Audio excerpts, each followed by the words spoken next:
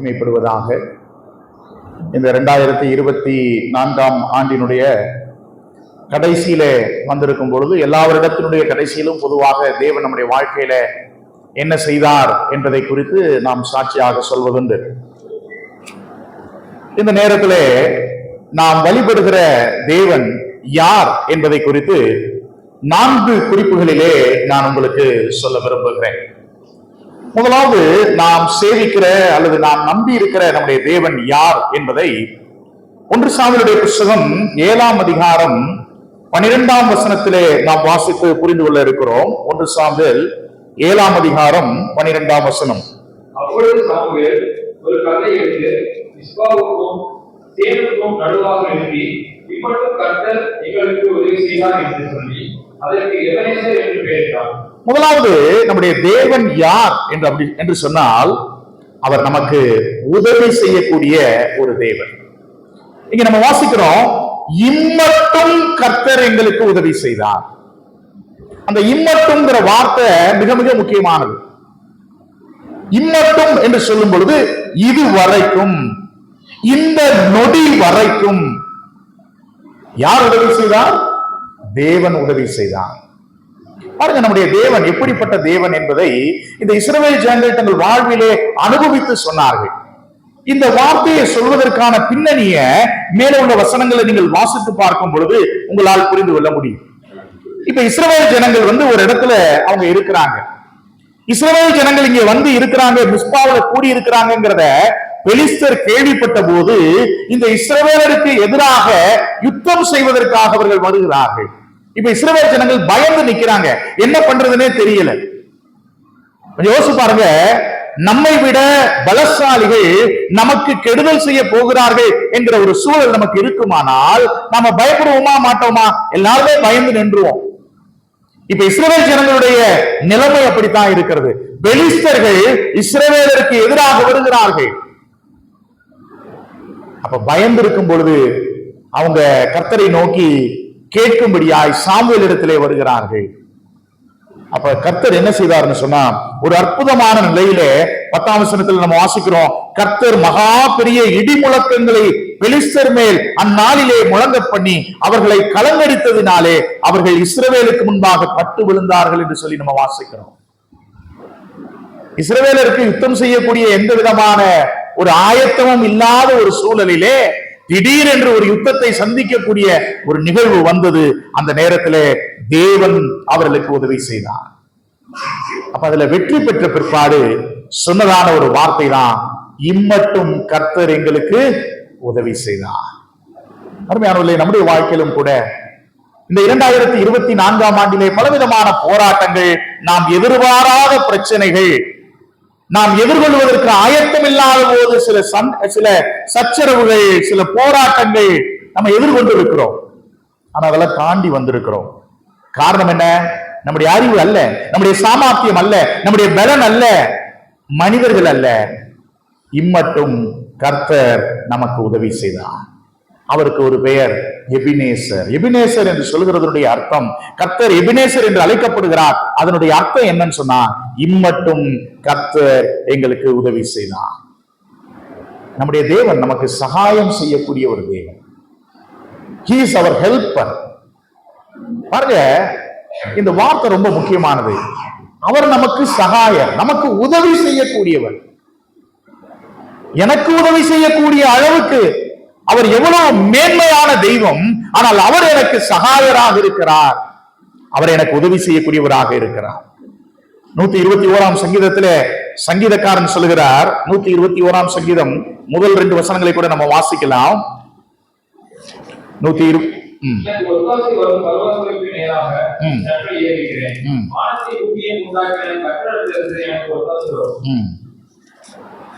இங்க நம்ம வாசிக்கும் பொழுது, எனக்கு ஒத்தாசை வரும் பர்வதங்களுக்கு நேராக நான் என்ன செய்கிறேன்? என் கண்களை ஏறெடுக்கிறேன். எனக்கு ஒத்தாசை எங்கிருந்து வருது? தேவனிடத்திலிருந்து வருகிறது. அதை நம்ம வாசிக்கிறோம், வானத்தையும் பூமியையும் உண்டாக்கின கர்த்தரிடத்திலிருந்து எனக்கு ஒத்தாசை வருகிறது. நாம இன்றைக்கு ஜீவனோடு இருப்பதற்கு காரணம் எந்த ஒரு மனிதர்களும் அல்ல. ஒத்தாசை தேவனிடத்திலிருந்து வந்திருக்கிறது. அவர் நமக்கு உதவி செய்திருக்கிறார். எத்தனையோ பிரச்சனைகள் வந்தாலும், எத்தனையோ பாடுகள் வந்தாலும் அதை எதிர்கொள்ளும்படியான ஒரு போக்கை நமக்கு உருவாக்கி கொடுத்து அவர் நமக்கு உதவி செய்திருக்கிறார் என்பதை நாம புரிந்து கொள்கிறோம். நீங்க வேதத்தில் வாசித்து பார்த்தீங்கன்னா, ஆண்டவர் எல்லா விதங்களிலும் நமக்கு உதவி செய்யக்கூடிய சகாயராக இருக்கிறார். எபிரேயர் நிருபம் 4ஆம் அதிகாரத்தில் நீங்கள் வாசித்து பார்க்கும் பொழுது கூட கர்த்தர் நமக்கு சகாயராக இருக்கிறார் என்று வாசிக்கிறோம். கர்த்தர் நமக்கு சகாயராக இருக்கும் பொழுது எந்த மனிதனும் நமக்கு எதையும் செய்ய முடியாது என்று சொல்லி நாம் வேதத்திலே வாசிக்கிறோம். அவரே நமக்கு விடுதலை கொடுக்கக்கூடியவராக இருக்கிறார். பாருங்க எவ்வளவு நல்ல ஆண்டவர் நம்முடைய ஆண்டவர். நம்முடைய தேவன் யார் என்று சொன்னால், நமக்கு உதவி செய்யக்கூடிய ஒரு தேவன், நமக்கு சகாயம் செய்யக்கூடிய ஒரு தேவன். அதை நம்ம அனுபவித்திருக்கிறோம். அதனாலதான் நம்ம இதுவரைக்கும் வாழ்ந்து கொண்டிருக்கிறோம். இஸ்ரவேல் ஜனங்கள் தங்கள் வாழ்விலே தேவன் செய்த ஒரு அற்புதத்தை எண்ணி அவர்கள் சொன்னார்கள், இம்மட்டும் கர்த்தர் எங்களுக்கு உதவி செய்தார். இதுவரைக்கும் எங்களுடைய ராணுவத்துல வேலை செய்யக்கூடியவர்கள் அல்லது பலசாலிகள் சண்டையிட்டதுனால நாங்க இன்றைக்கு இருக்கிறோம் அப்படின்னு அவங்க சொல்லல. இதுவரைக்கும், இந்த நிமிஷம் வரைக்கும் நாங்கள் ஜீவனோடு இருக்கிறோம் என்று சொன்னால் கர்த்தர் எங்களுக்கு உதவி செய்திருக்கிறார். சோ நம்முடைய வாழ்க்கையில நம்ம நினைவு கூற வேண்டிய ஒரு விஷயம் என்ன அப்படின்னா, எங்கள் தேவனாகிய கர்த்தர் இம்மட்டும் எங்களுக்கு உதவி செய்திருக்கிறார். அவர் எபினேசர். நம்முடைய வாழ்க்கையில் அவர் தாங்க எபினேசராக இருக்கிறார். அதை நாம உணர்ந்து எப்பொழுதுமே அவருக்கு நன்றி செலுத்த வேண்டும். இரண்டாவதாக, நம்முடைய தேவன் யார் என்பதை குறித்து என்னாகும் புத்தகம் 14ஆம் அதிகாரம் 19-20 வசனங்களை நாம் வாசிக்கலாம். என்னாகவும் 14, 19, 20.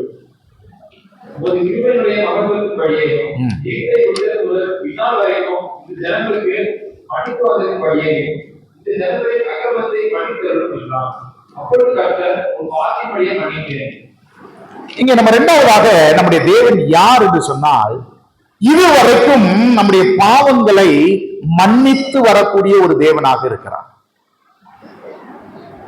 யாராவது இந்த 2024 பிரதர், நான் ஒரு பாவம் கூட நான் செய்யல, ஒரு பாவத்துல கூட நான் வீழல, நான் ரொம்ப பரிசுத்தமா வாழ்ந்தேன் அப்படின்னு யாராவது சொல்ல முடியுமா? யாராவது சொல்ல முடியுமா?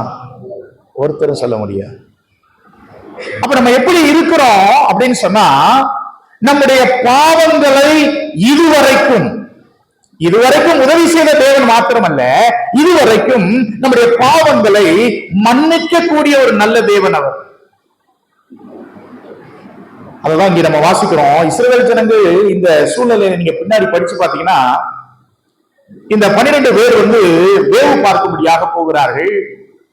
அதுல 10 பேர் சொல்றாங்க, ஐயா நம்ம உள்ள போக முடியாது, அங்க இருக்கிறவங்க எல்லாம் நம்ம எதிர்த்து சண்டையிடவும் முடியாது, அவங்களுடைய பார்வையில நம்ம ஒரு வெட்டுக்கிளியை போல நம்ம இருக்கிறோம், இதெல்லாம் நமக்கு செட் ஆகாது, நம்ம எல்லாரும் இப்ப மடிந்து போக போகிறோம். ஆனா 2 பேர் சொன்னாங்க, இல்ல இல்ல, தேவன் நம்மேல் பிரியமா இருந்தால் அவர் தருகிறேன் என்று சொல்லி இருக்கிறார், அவங்களை நீங்க பார்க்காதீங்க, நம்முடைய தேவன் பெரியவர், அவர் நமக்கு தருவார் என்று அவர்கள் சொன்னார்கள். ஆனா ஜனங்கள் யாரும் இந்த 2 பேர் சொன்னதை கேட்க விரும்பல. 10 பேர் சொல்கிறதைத்தான் அவர்கள் கேட்டார்கள். அப்படி கேட்டு தேவனை கோபப்படுத்தும்படியாக அவர்கள் பேசினார்கள். அப்ப ஆண்டவருக்கு ரொம்ப கோபம் வந்தது. இந்த ஜனங்கள் எவ்வளவு காலம்தான் முரட்டாட்டம் உள்ளவர்களாக இருப்பார்கள், எவ்வளவோ அற்புதங்களை இவர்களுக்கு நிகழ்த்தி காண்பித்திருக்கிறேன், அற்புதமாக இவர்களை வழிநடத்தி வந்திருக்கிறேன், வனாந்திரத்திலே இவருடைய பாதரட்சைகள் தேய்ந்து போகவில்லை, இவருடைய வஸ்திரங்கள் பழமையாய் போகவில்லை, இவ்வளவு அற்புதமாய் இவர்களை நான் கரிசனையோடு நடத்தி வந்தும் இந்த ஜனங்கள் என்னை எவ்வளவாய் கோபப்படுத்துகிறார்கள். ஏன்னா இந்த ஜனங்கள் எல்லாரும் அழுகுறாங்க.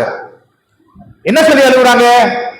எகிப்திலே பிரேத குழிகள் இல்லையா என்றா தேவன் எங்களை இங்கே கொண்டு வந்தா, நாங்கள் அங்கே செத்து போயிருந்தால் கூட நலமாய் இருக்கும், எங்களுடைய பிள்ளைகள் எங்களுடைய ஆடு மாடுகள் எல்லாம் இப்ப இரையாகி போக போகிறதோ அப்படின்னு சொல்லி அவர்கள் அழுதார்கள். தேவனை கோபப்படுத்தினார்கள், தேவனுடைய வல்லமையை சந்தேகப்பட்டார்கள்.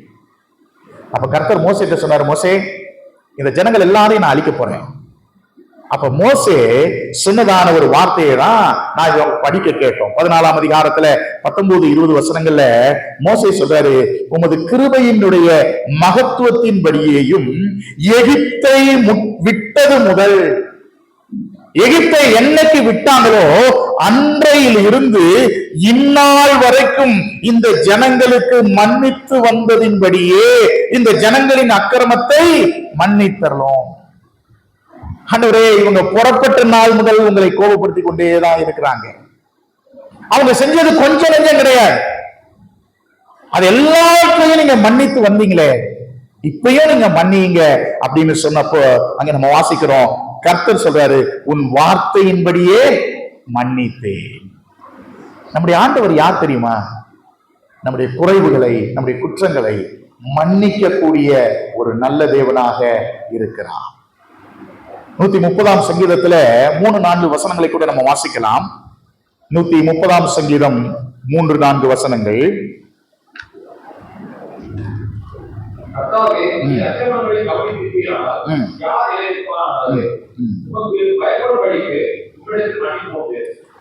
ஆண்டவர் நம்முடைய அக்கிரமங்களை நினைத்திருப்பாரானால் யார் நிலை நிற்க முடியும்? ஒருத்தர் நிலை நிற்க முடியாது. இயேசு கிறிஸ்து இந்த பூமியில வாழ்ந்தப்போ அந்த விபச்சாரத்துல ஈடுபட்ட ஒரு பெண்மணியை பிடிச்சிட்டு வந்து, இவள் விபச்சார பாவத்துல ஈடுபட்டு இருக்கிறா, மோசையினுடைய பிரமாணத்தின்படி கல்லெறிந்து கொள்ள வேண்டும், என்ன சொல்றீங்க அப்படின்னு கேட்டப்ப ஆண்டவர் கேட்டாரு, உங்களிடத்துல பாவம் இல்லாதவன் முதலாவது கல்லை என்ன செய்யட்டும், எரியட்டும்னு சொன்ன. அப்ப எல்லாரும் போயிட்டாங்க. அதனுடைய அர்த்தம் என்ன? பாவமே செய்யாதவங்க யாரும் கிடையாது. இன்றைக்கும் அதான் அர்த்தம். தேவன் நம்முடைய அக்கிரமங்கள் எல்லாவற்றையும் நினைத்திருப்பாரானால் யார் நிலை நிற்க முடியும்? ஒருத்தர் நிலை நிற்க முடியாது. இன்னைக்கு நம்ம நிலை நிற்கிறோம் சொன்னா அவருடைய கிருபை, அவருடைய மகத்துவம் பெரியது. ஏனென்றால் அவர் நம்முடைய பாவங்களை மன்னிக்க கூடியவராக இருந்திருக்கிறார்.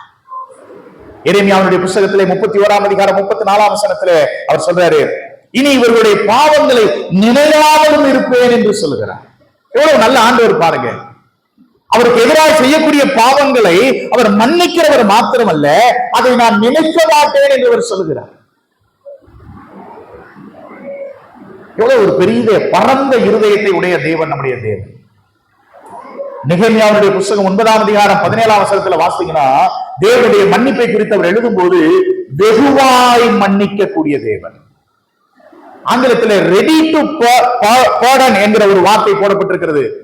மன்னிப்பதற்கு ஆயத்தமாய் இருக்கிறவர் என்று போடப்பட்டிருக்கிறது. ஆனா தமிழ்ல அந்த வார்த்தையினுடைய அர்த்தம் மிக தெளிவாய் சொல்கிறது, வெகுவாய் மன்னிக்கக்கூடிய தேவன், சீக்கிரமாய் மன்னிக்கக்கூடிய தேவன். அடுத்தது மீகாவுடைய புத்தகம் 7ஆம் அதிகாரம், அந்த வசனத்தை நான் வாசிக்க விரும்புகிறேன்.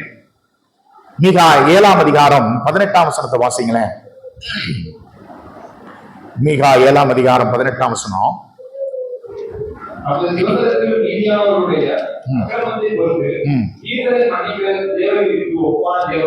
அக்கிரமத்தை பொறுத்து மீறுதலை மன்னிக்கிற தேவரில் உமக்கு ஒப்பானவர் யார்?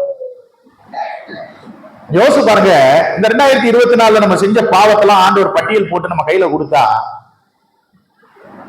என்ன எப்படி இருக்கும்னு யோசிச்சு பாருங்க.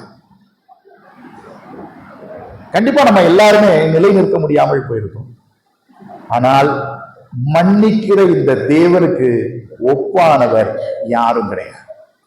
உதவி செய்வதற்கு இந்த தேவனை போல உலகத்தில் வேற யாரும் கிடையாது. மன்னிப்பதற்கு நம்முடைய தேவனை போல இந்த உலகத்திலே யாரும் கிடையாது. அதனாலதான் மீகாவிலே வாசிக்கிறோம், மன்னிப்பதற்கு உனக்கு ஒப்பான தெய்வம் யார்? இவ்வளவு ஒரு நல்ல தேவன். அருமையானவர்களே, நமக்கு உதவி செய்யக்கூடிய இந்த தேவன் இம்மட்டும் நமக்கு உதவி செய்தார். அதே போல இதுவரைக்கும் நம்முடைய பாவங்களை அவர் மன்னித்து வந்து கொண்டிருக்கிறார். நம்முடைய அக்கிரமங்களை அவர் பொறுத்துக் கொண்டிருக்கிறார். நம்முடைய வாழ்க்கையில எவ்வளவோ குறைவுகள், நம்முடைய வாழ்க்கையில எவ்வளவோ வீழ்ச்சிகள், மனிதர்கள் கூட சில சமயங்களில் மன்னிப்பதற்கு மறுத்துறாங்க. நீங்க செஞ்ச தப்பை என்னால மன்னிக்க முடியாது, அவ்வளவு சீக்கிரம் என்னால மன்னிக்க முடியாது, காலங்கள் ஆகட்டும். சில பெற்றோர்கள் நம்முடைய பிள்ளைகள் செய்யக்கூடிய தவறை மன்னிக்க விரும்புகிறதில்லை. நீ செய்த துரோகத்தை நான் அவ்வளவு சீக்கிரமாய் மன்னிக்க முடியாது, இப்போதைக்கு நான் பேச மாட்டேன். எத்தனை ஆண்டுகள் அவர்கள் எடுத்துக்கொள்கிறார்கள் மன்னிப்பதற்கு. ஆனால் நம்முடைய தேவனை பாருங்கள், அவரை எவ்வளவாய் காயப்படுத்தி இருக்கிறோம், எவ்வளவாய் துக்கப்படுத்தி இருக்கிறோம், எவ்வளவாய் வேதனைப்படுத்தி இருக்கிறோம். இதை இஸ்ரவேல் ஜனங்கள் செய்ததை போல பல சமயங்களிலே நாம் அவரை கோபப்படுத்துகிறவர்களாய் இருந்திருக்கிறோம். அவர் எதை செய்யக்கூடாதுன்னு சொல்றாரோ அதை தான் நம்ம துணிந்து செய்கிறோம். ஆனா ஆண்டவர் பொறுமையா இருக்கிறார். அவர் எத்தனை முறை நமக்கு மன்னித்து இருக்கிறார். இந்த 2024 எத்தனை முறை நம்ம மன்னிப்பை கேட்டிருக்கிறோம். அவர் மன்னிப்பை தாராளமாய் வழங்கி இருக்கிறார். எந்த பாவத்தையாவது நம்ம செய்துட்டு, ஆண்டவரே நான் என்னுடைய குற்றத்தை நான் செய்திருக்கிறேன், என்னுடைய பாவத்தை மன்னியும் என்று சொல்லும் பொழுது பார்க்கலாம்பா 100 தாண்டிருச்சு, 100 தடவை மன்னிச்சுட்டு இந்த வருஷத்துல 100 தாண்டி நீ போய்கிட்டு இருக்கிற, யோசிக்கலாம் அப்படின்னு சொன்னாரா? இல்லை. எத்தனை முறை நாம் அவரிடத்துல நம்முடைய குறைவுகளை அறிக்கை செய்தாலும் அவர் மன்னிக்கக்கூடிய ஒரு நல்ல தேவனாக இருக்கிறார். அதனாலதான் மிகாவிலே வாசிக்கிறோம், ஆண்டவரே மன்னிப்பதற்கு தேவரீர் உமக்கு ஒப்பானவர் யார்? அப்ப இரண்டாவதாக நம்ம புரிந்து கொள்கிறது, நாம் சேவிக்கிற, நாம் வழிபடுகிற தேவன் யார் என்று சொன்னால் நம்முடைய பாவங்களை மன்னிக்கக்கூடிய தேவன், நம்முடைய அக்கிரமங்களை பொறுத்து கொள்ளக்கூடிய ஒரு தேவனாக அவர் இருக்கிறார். மூன்றாவதாக நம்முடைய தேவன் யார் என்று சொன்னால், யோசுவாவினுடைய புஸ்தகம் 17ஆம் அதிகாரம் 14ஆம் வசனத்தை வாசித்து பாருங்க. யோசுவாவினுடைய புஸ்தகம் 17ஆம் அதிகாரம் 14ஆம் வசனம். யோசுவாவை நோக்கி, கர்த்தர் எங்களை இதுவரைக்கும் ஆசீர்வதித்ததினால் நாங்கள் ஜனம் பெருத்தவர்களாய் இருக்கிறோம். நீ எங்களுக்கு சுதந்திரமாக ஒரே வீதத்தையும் ஒரே பங்கையும் கொடுத்து என்ன கேட்கிறோம். ஓகே, நம்ம இங்க வாசிக்கும் பொழுது இந்த காலேப் யோசுவாவிடத்துல சொல்றாரு, கர்த்தர் எங்களை இதுவரைக்கும் ஆசீர்வதித்து வந்ததினால் நாங்கள் ஜனம் பெருத்தவர்களாக இருக்கிறோம்.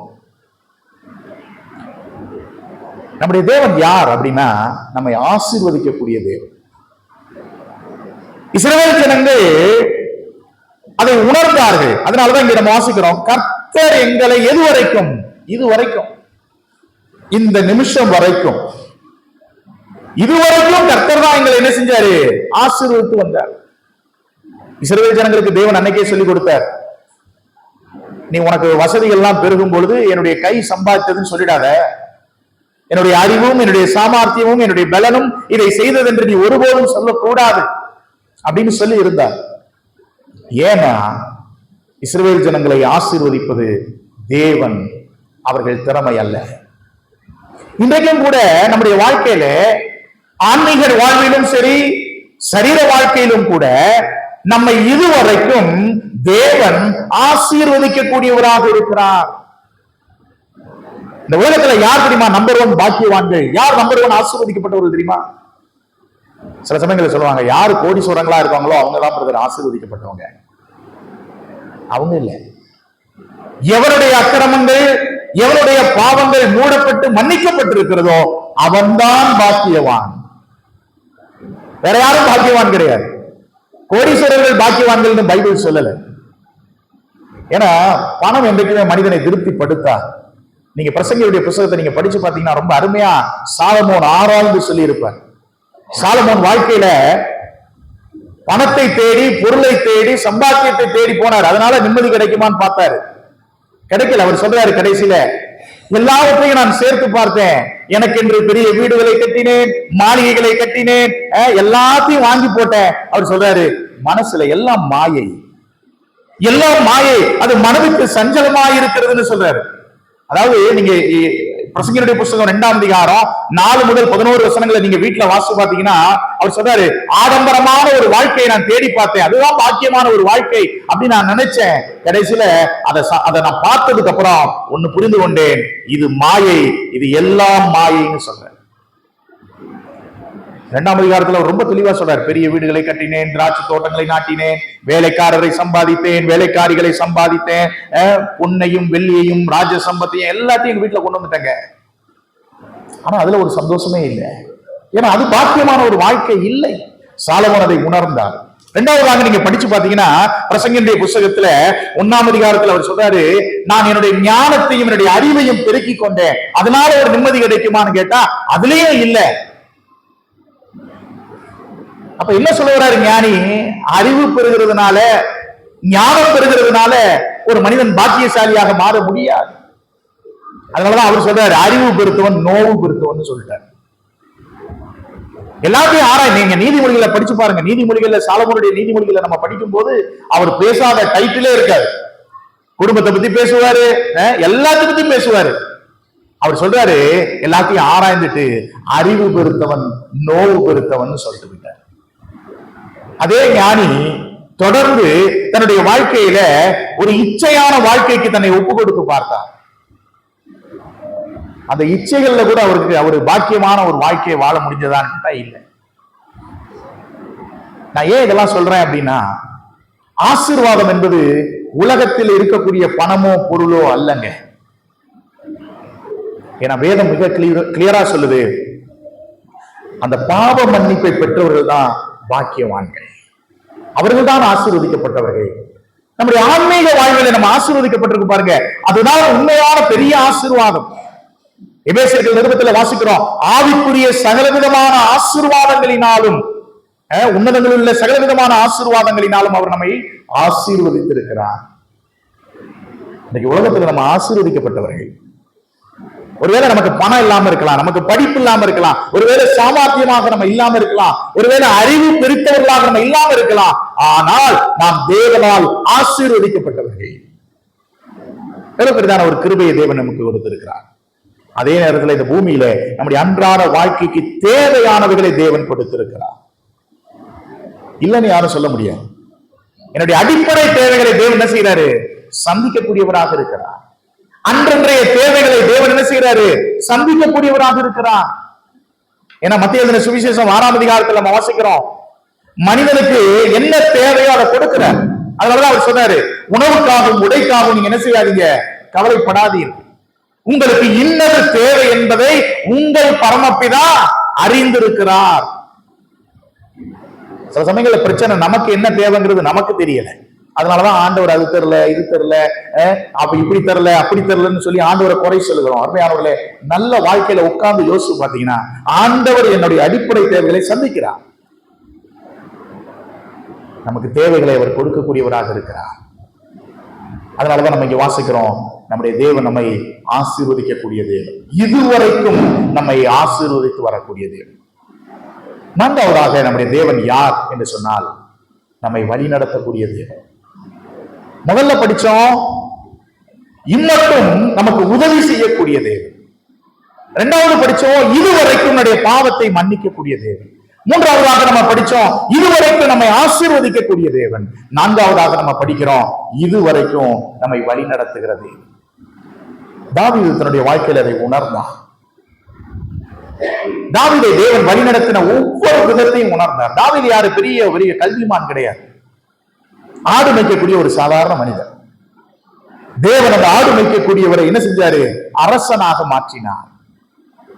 அவருடைய எல்லா செயல்களிலும் தேவன் அவரோடு கூட இருந்து ஞானத்தை கொடுத்தார்.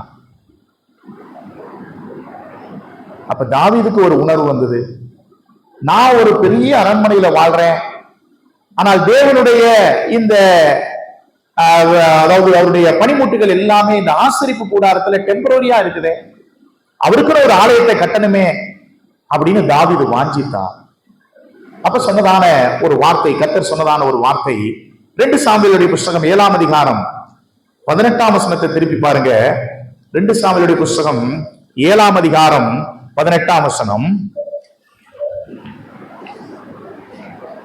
அப்பொழுது தாவீது ராஜா உட்பிரவேசித்து கர்த்தருடைய சமூகத்திற்கு, கர்த்தாவே ஆண்டவரே, தேவரீர் என்னை இதுவரைக்கும் கொண்டு வந்ததற்கு நான் எம்மாத்திரம், என் வீடு எம்மாத்திரம். இப்ப தாவீது கேட்கிறாரு கர்த்தருடைய சமூகத்துல வந்து, இதுவரைக்கும் என்னை கொண்டு வந்ததற்கு நான் எம்மாத்திரம், என் வீடும் எம்மாத்திரம் ஆண்டவரே.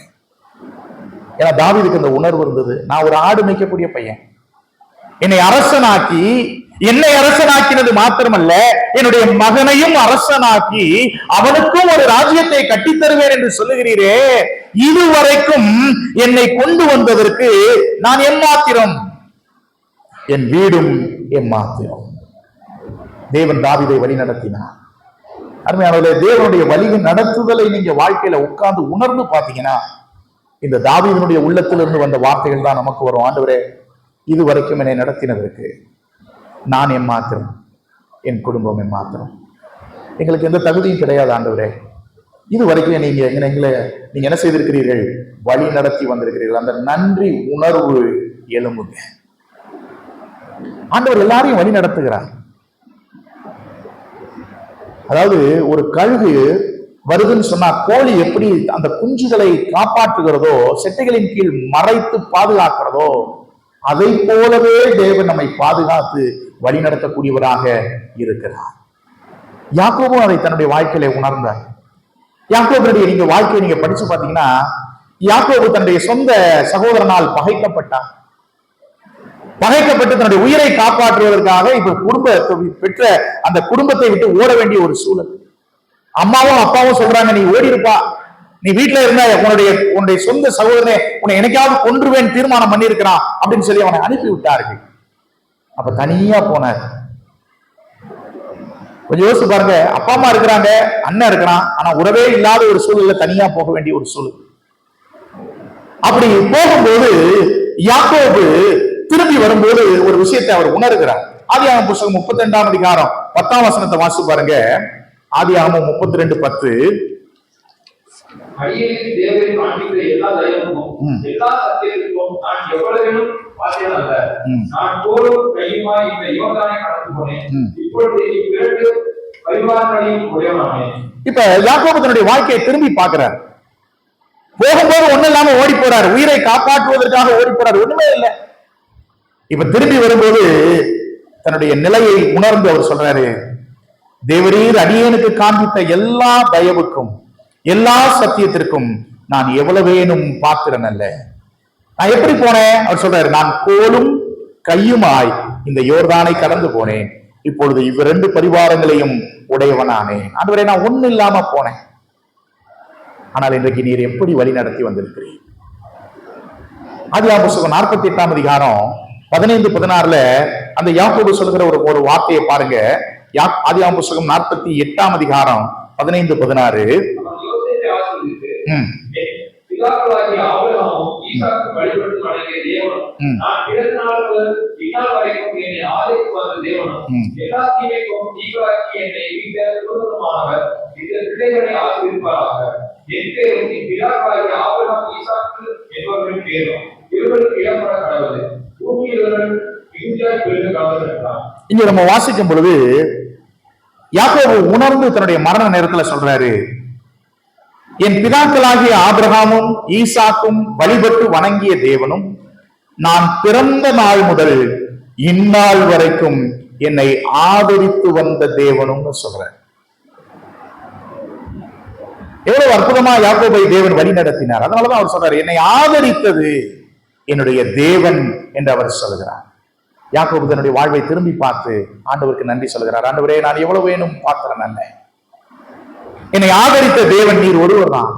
ஏன் சொன்னா, என்னுடைய சொந்த சகோதரன் என்னை கொலை செய்வதற்காக தேடினான், என் வாழ்க்கைக்காய் நான் ஓடினேன், என்னுடைய பெற்றோர்களும் என்னை அனுப்பிவிட்டார்கள், யாரும் எனக்கு இல்லை, யாரு என்னை பார்த்துக் கொள்வார் என்கிற ஒரு கேள்வியோடு நான் போனேன். என்னை ஆதரிப்பது இந்த உலகத்துல யார் ஆதரிப்பார் எனக்கு தெரியாது.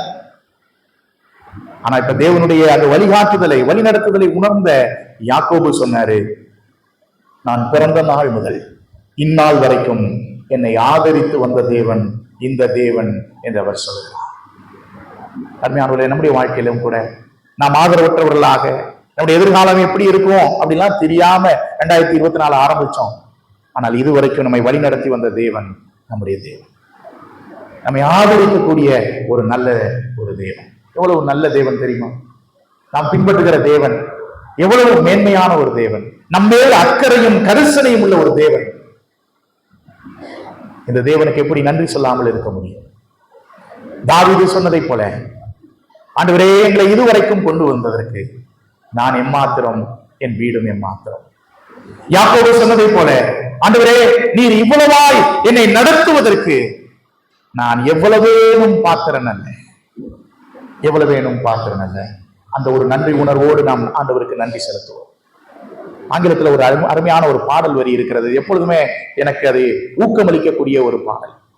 ஊழியத்தின் பாதையிலே நான் சோர்ந்து போகும் பொழுது அந்த பாடல் எனக்கு ஒரு ரொம்ப உற்சாகத்தை தரும். Great is thy faithfulness, great is thy faithfulness, morning by morning new mercies I see, all I have needed thy hand hath provided. ஆண்டவரே, காலைதோறும் உம்முடைய கிருபைகள் புதிதாக இருக்கிறது. எனக்கு தேவை என்று வரும் பொழுது மனிதர்கள் அல்ல, உம்முடைய கரம் என் தேவைகளை சந்திக்கிறது. அதாவது பாடல் வரியினுடைய அர்த்தம், all I have needed, எவ்வளவு தேவைகளாய் இருந்தால் thy hand hath provided, உம்முடைய கரம் எவ்வளவு தேவைகளையும் சந்திப்பதற்கு வல்லமை உள்ளதாய் இருக்கிறது. thy compassions they fail not, thy mercies they fail not, உம்முடைய இரக்கம் ஒரு நாளும் ஓய்ந்து போகிறதில்லை. ஆண்டவரே, உம்முடைய மனதுருக்கம் ஒரு நாளும் ஓய்ந்ததில்லை. எவ்வளவு ஒரு நல்ல தேவன் நம்முடைய தேவன். அந்த உணர்வோடு நாம் தேவனுக்கு நன்றி செலுத்துவோம். 4 விஷயங்களை நான் உங்களுக்கு வேதத்திலிருந்து காண்பித்தேன். தேவன் யார்? இதுவரைக்கும் உதவி செய்து வந்த தேவன், அவர் எபினேசர். இதுவரைக்கும் உன்னுடைய பாவங்களை மன்னித்து வந்த தேவன், இந்த தேவனுக்கு ஒப்பானவர் ஒருவரும் இல்லை. இதுவரைக்கும் நம்மை ஆசீர்வதித்து வருகிற தேவன். 4வதாக, இதுவரைக்கும் நம்மை வழி நடத்தி வந்த தேவன். இதை பெற்றுக்கொள்வதற்கு, இதை அனுபவிப்பதற்கு நாம் பாத்திரர் அல்ல. தாவீதை போல நாமும் சொல்வோம், ஆண்டவரே, இதுவரைக்கும் எங்களை கொண்டு வந்ததற்கு நான் எம்மாத்திரம், என் வீடும் எம்மாத்திரம். யாக்கோபு உணர்ந்ததை போல, ஆண்டவரே, உம்முடைய தயவையும் உம்முடைய இரக்கத்தையும் பெற்றுக்கொள்வதற்கு நான் எவ்வளவேனும் பாத்திரன் அல்ல. என்னை பிறந்த நாள் முதல் இந்நாள் வரைக்கும் நீர் ஆதரித்து வந்தீர். அந்த ஒரு நன்றி உணர்வோடு நாம் தேவனுக்கு நன்றி செலுத்துவோம். நம்முடைய தேவனை நாம் பல சமயங்களிலே குறை சொல்லி இருக்கிறோம். அதை அறிக்கை செய்வோம். ஆண்டவரே, நீர் யார் என்பதை சரியாய் உணராமல் என்னுடைய வாழ்க்கையில எவ்வளவோ முறை முறுமுறுத்து இருக்கிறேன், கோபப்படுத்தி இருக்கிறேன். ஆனாலும் நீர் கிருபை நிறைந்தவர். உம்முடைய கிருபையினுடைய மகத்துவம் என்னை இன்றைக்கு நிலைநிறுத்திருக்கிறது என்கிறதை உணர்ந்து தேவன் நம்முடைய வாழ்க்கையில பாராட்டின எல்லா நன்மைகளுக்காகவும் கிருபைகளுக்காகவும் அவருடைய இரக்கங்களுக்காகவும் நாம் அவருக்கு இருதயத்தின் ஆழத்திலிருந்து நன்றிகளை ஏறெடுப்போம். அவர் நல்லவர் என்பதை உணர்ந்து அவருக்கு நன்றி செலுத்துவோம். தேவன் தாமே அப்படி செய்வதற்கு நமக்கு உதவி செய்வாராக. ஆமென்.